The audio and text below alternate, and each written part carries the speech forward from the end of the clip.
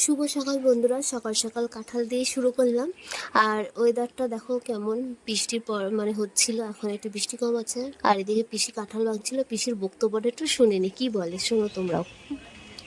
কাঁঠালগুলো ভালো হয় না, কিন্তু আজকে কি করব, মনের দুঃখে অমনি কেটে ফেললাম।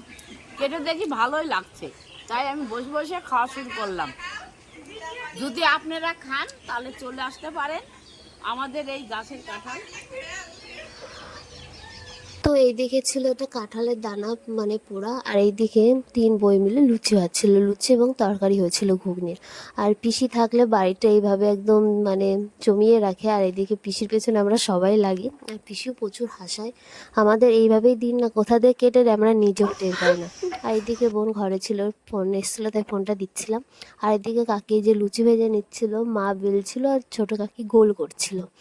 তো এই যে মা বড় বড় করেই মানে আমাদের কিন্তু বড় বড় করেই লুচিগুলি বানানো হয়। আর বড়টাই তাড়াতাড়ি হয়, কারণ আমাদের বাড়ি অনেক লোক এবং বড় বড় হলে বেশ মানে ভর্তাও হয়। তো এইদিকে এরা লুচি টুচি খাচ্ছিল, এখন পিসমশাইকে খেতে দিতে হবে।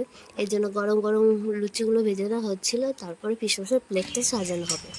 আর এইদিকে দেখো নসুর অবস্থা, ও সারাদিন তো নাচতেই থাকে, ওর নেই কাজ তো খইবাজ, এই হচ্ছে ওর ব্যাপার। আর লোকজন বাড়িতে আসলেও মানে কোনো সময়ের জন্য স্কুলে যাবে না।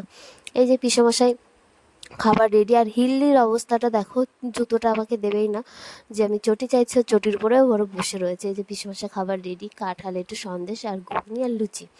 তো পিসমশাই ঘরেই ছিল, তো এখন পিসমশাই যেন খাবার নিয়ে যাচ্ছে। এই যে পিসমশাই, ওখানে নসু ভাই, এই যে এখন আমিও নিয়ে বসে